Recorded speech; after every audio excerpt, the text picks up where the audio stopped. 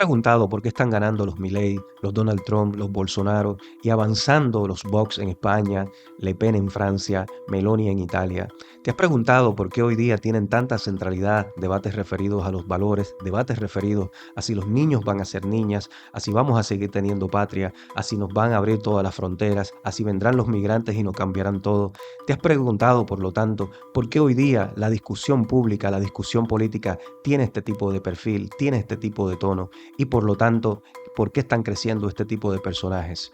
Estamos en tiempos muy peligrosos para la democracia, para la vida misma, para nuestros derechos. Y ese tiempo requiere análisis, requiere reflexión y lo vamos a plantear aquí con 4 puntos donde vamos a abordar este proceso de derechización y por qué están ganando este tipo de personajes. Pero antes de que lleguemos a eso, quiero pedirte que te suscribas, que les des like y que comentes y le envíes a todas las personas que creas que le pueda interesar este contenido para que lo vean.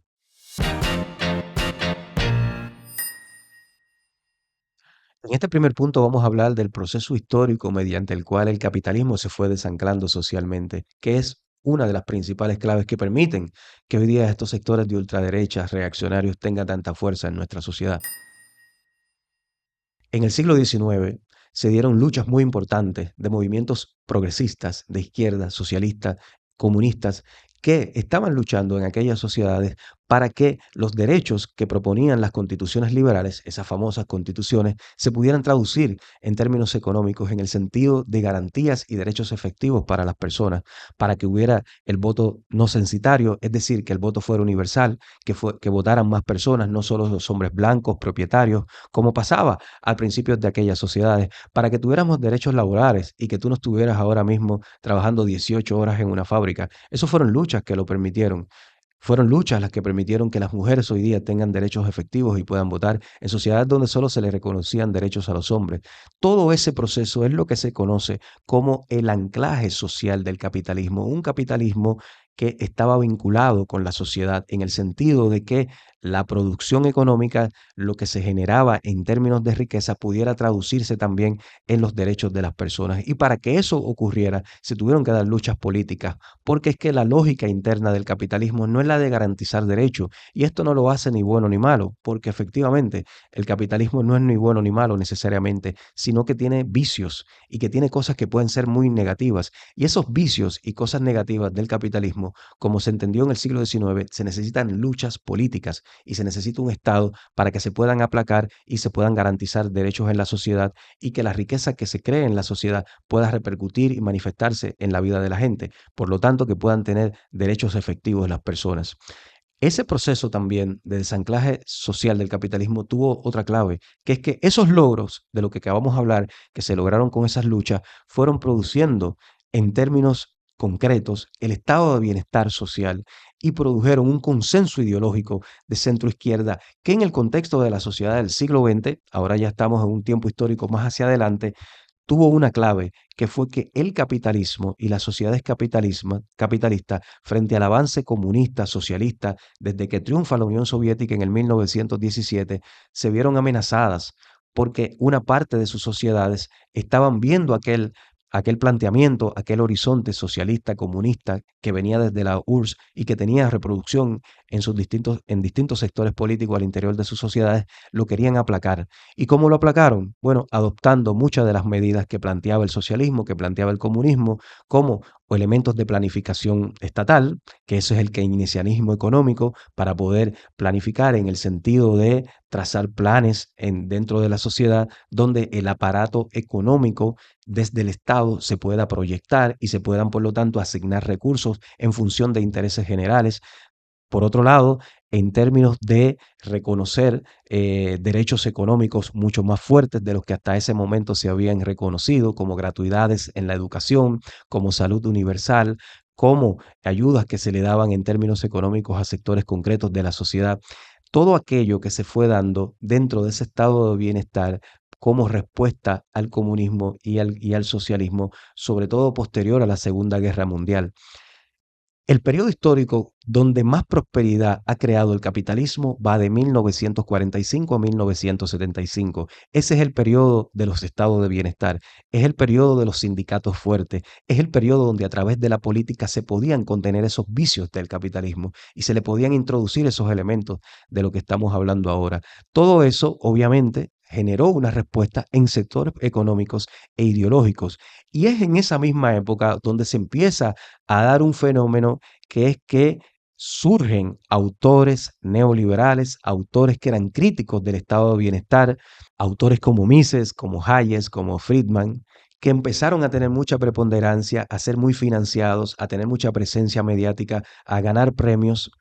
para que expusieran ideas que eran contrarias a aquel consenso y de esa forma se empezó a diluir, se empezó a golpear ese consenso que tenía dos componentes, que era en lo ideológico de centro izquierda y en lo económico de tipo keynesiano. Se empezó entonces a atacar para lograr algo que en lo que han sido muy exitosos, que es que los trabajadores, que es que la gente de clase media, la gente de abajo, se vaya haciendo de derecha y vaya creyendo que sus intereses están vinculados a los de los grandes propietarios. Y empezaron entonces en una dinámica que tenía que ver con deslegitimar al socialismo, al comunismo, vinculándolo, como lo decía Mises, a la miseria, a que podía conducir al desastre económico, porque su lógica era contraria a la del mercado, o como decía Hayek, que llevaba a sociedades totalitarias las ideas colectivas, como él proponía, o un Milton Friedman cuando decía todo se paga, por lo tanto hay que ponerle centro en la economía, en los que generan riqueza, que obviamente los que generan riqueza siempre son supuestamente unos ricos, unos propietarios, y que por lo tanto a ellos es que hay que privilegiar. Aparecieron en ese tiempo los grafiquitos con ideología, como dicen muchos críticos, las famosas curvas que dicen si a partir de esta curva se empiezan a bajar los impuestos a los ricos, empieza a la riqueza a permear la sociedad y a llegarle a más personas. Todo eso fue parte de una operación ideológica hegemónica de ser culturalmente dominantes, es decir, dominar las principales ideas que circulaban en la sociedad desde esta visión neoliberal, anticonsenso keynesiano, anticonsenso de centro izquierda, para que luego esas ideas de dominar en la sociedad llegaran a la política y lo lograron. En los años 80 ganó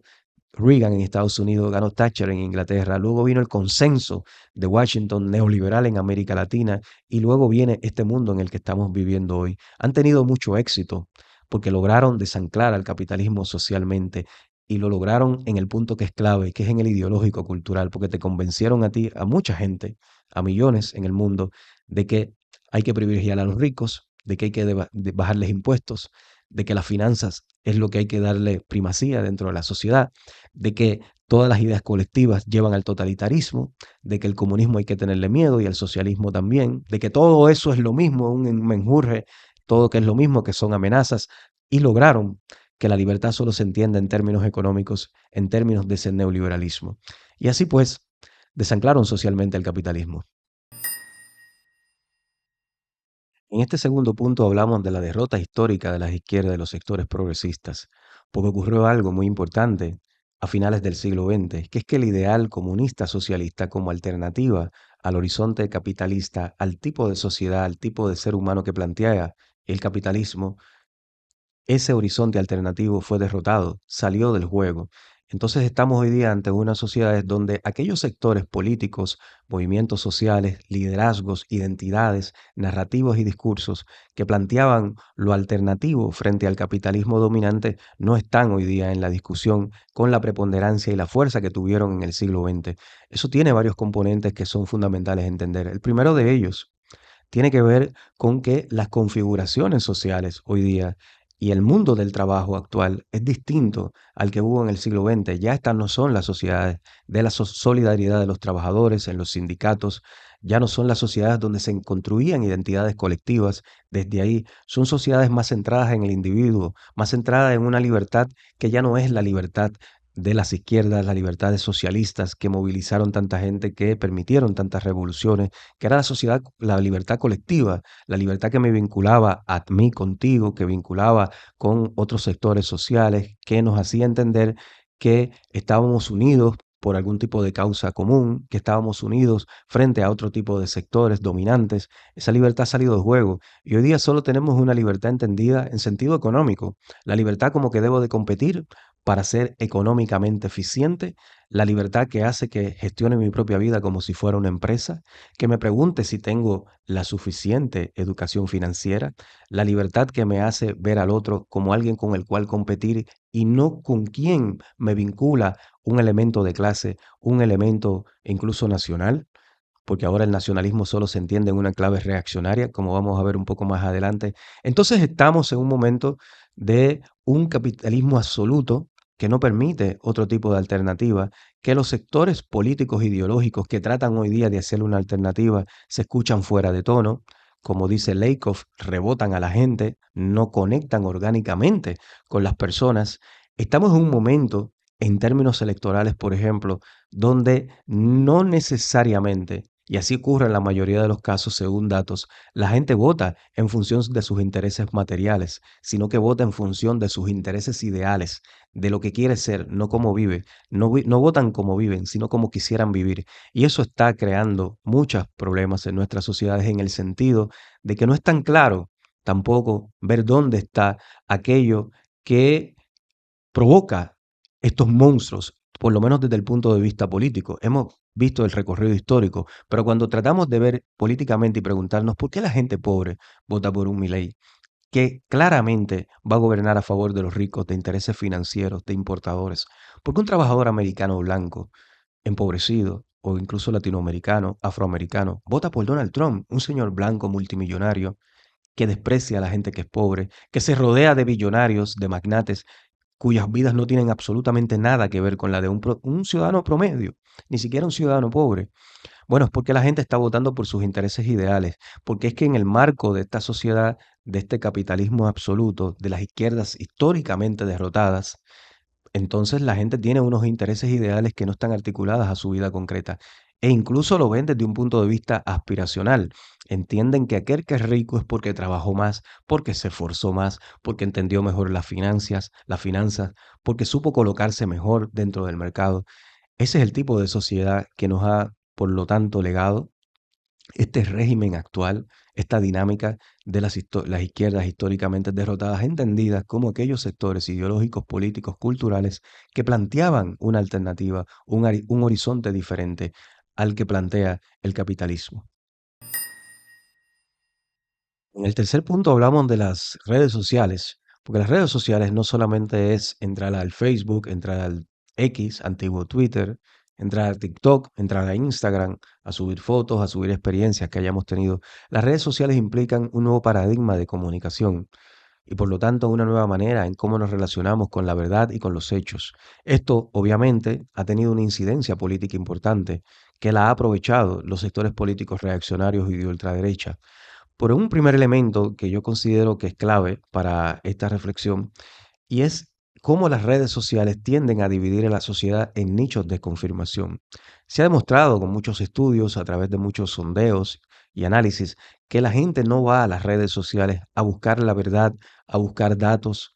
ni a buscar validación de ese tipo. La gente va a las redes a reafirmar lo que cree, a validar sus prejuicios, a validar creencias, y que por lo tanto eso implica de que en la dinámica que tienen este tipo de herramientas, la verdad se construye de otra manera, distinto a como se construía anteriormente, y que por lo tanto eso hace que la política hoy día tenga un manejo diferente con la verdad. Otro aspecto clave con las redes sociales es que se diluyen los marcos de referencia comunes, sobre todo los marcos históricos, la historización de la experiencia de vida. Hoy día, una persona pobre de un barrio, de un sector popular de Argentina, México, Guatemala, Colombia, Chile, República Dominicana, Puerto Rico, Estados Unidos, España, de cualquier país de nuestra América y del mundo, puede terminar votando exactamente por la misma opción política que un señor multimillonario que vive una vida que esta persona pobre, ni trabajando durante hasta que se muera, va a tener las mismas oportunidades ni los mismos ingresos que esta otra persona. Y bueno, hay gente que dirá, Ha pasado eso siempre, que ricos y pobres han votado por lo mismo". No necesariamente han votado siempre por lo mismo. Antes el voto tenía una cuestión de clase más clara, pero con las redes sociales, con esta dinámica que acabamos de hablar, lo que ocurre es que los estímulos que los conducen a estos dos ciudadanos tan disímiles desde un punto de vista estructural son los mismos. Una persona rica y una persona pobre pueden participar, por lo tanto, hoy día en los mismos flujos de estímulos digitales que los conducen a tener el mismo tipo de decisión política a nivel electoral. Y esto complejiza mucho la cuestión de cómo logramos ver de qué manera se va construyendo las identidades políticas y cómo se van construyendo las opciones en ese sentido en nuestras sociedades. Las redes sociales, por lo tanto, en la medida de que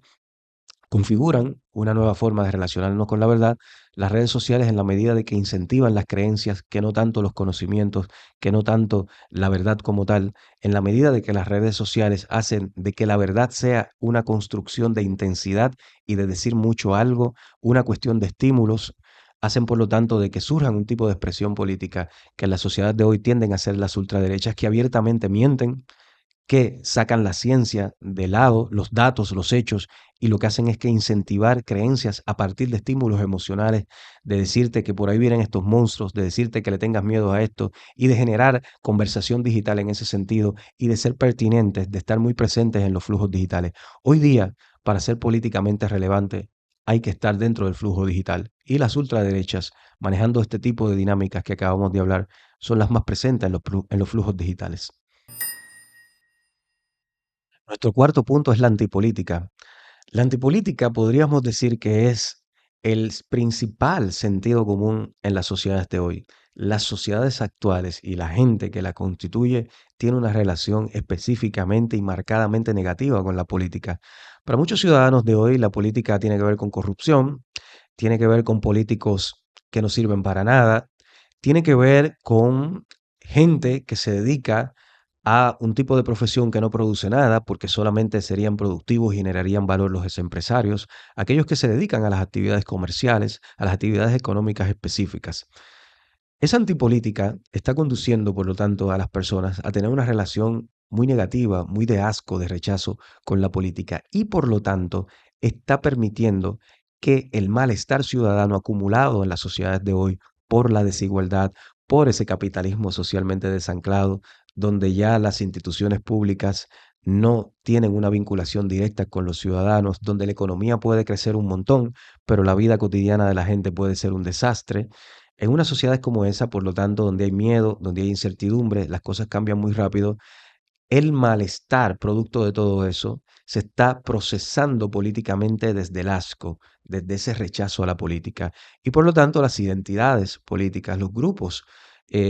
políticos que están hoy día emergiendo con fuerza, son de ultraderecha porque son los que se están planteando como alternativas antipolíticas, dado que su propio discurso se maneja dentro de una lógica de ese tipo de rechazo a lo colectivo, de rechazo a lo social, de rechazo a todo aquello que tenga que ver con que nos podamos juntar entre todas y todos, con todo aquello que tenga que ver con hacer frente de manera colectiva a los sectores económicos y financieros concentrados, a los ricos, a los poderes internacionales que sin tener ningún vínculo con nuestras democracias, sin nadie haber votado por ellos, determinan hasta la política de la vivienda. Todos han escuchado hablar, todos y todas hemos escuchado hablar alguna vez de los fondos de inversión que compran propiedades en muchos de nuestros países, la gentrificación, donde comunidades que antes eran de la gente, de las personas que habían nacido allí, que estaban vinculados con sus abuelos, con sus tíos, con un elemento comunitario en determinados territorios, terminan siendo extranjeros en sus propias antiguas comunidades porque bajo esta lógica vienen unos fondos de inversión, compran todo allí y termina siendo eso de gente que no tienen vínculo con el territorio. Ese tipo de dinámicas muy presentes en nuestras sociedades, el malestar que generan, la incertidumbre está siendo procesada por la ultraderecha, por los sectores que plantean de que la política no sirve, de que te dice un Milei, te dice un Bukele, yo no soy político, te dicen. Y con eso convencen a la gente, con eso conectan orgánicamente con el sentido común de hoy, con lo que la gente entiende que es verdad y no necesita explicarse. Y esto es otro elemento clave. Hoy día, aquello que conecta directamente con la gente en términos políticos y que por lo tanto no necesita explicarse, que cuando la gente lo escucha dice, eso simplemente es así, y lo valida, se moviliza y luego le da, lo refrenda, lo apoya en términos electorales. Suelen ser mensajes de derecha, mensajes que te dicen, la política no sirve, mensajes que te dicen, hay violencia, hay que matar a todos los delincuentes y meterlos presos. La gente que te dice, los políticos no producen nada, hay que eliminar el Congreso. Ese tipo de mensajes que forman parte del cuerpo teórico y del cuerpo discursivo de las ultraderechas hoy conectan orgánicamente con la gente, porque hoy estamos en tiempos de antipolítica, de malestar ciudadano, de asco social. Y por lo tanto, en un tiempo donde ese tipo de expresión política crece mucho y adquieren mucha fuerza en nuestras sociedades. Estos 4 puntos que hemos estado conversando los podemos resumir en que estamos en un tiempo muy complicado, pero que también es un tiempo de oportunidades. Hay opciones y podemos seguir juntándonos, reflexionando, pensando. Y quiero decirte que si has llegado hasta aquí, nos has estado acompañando en todo este tramo, no olvides suscribirte, comentar, compartirle este video a todas las personas que tú crees que se puedan interesar o que les pueda servir para que podamos tener el mayor alcance posible y nos ayudes a crecer juntos y juntas. También recuerda que vamos a estar todos los jueves. En el próximo vamos a hablar de los discursos anti-woke, esa estafa con la que la ultraderecha y los billonarios delirantes y dueños de redes sociales te quieren que estés hablando de todo, menos de los privilegios de ellos. Nos vemos.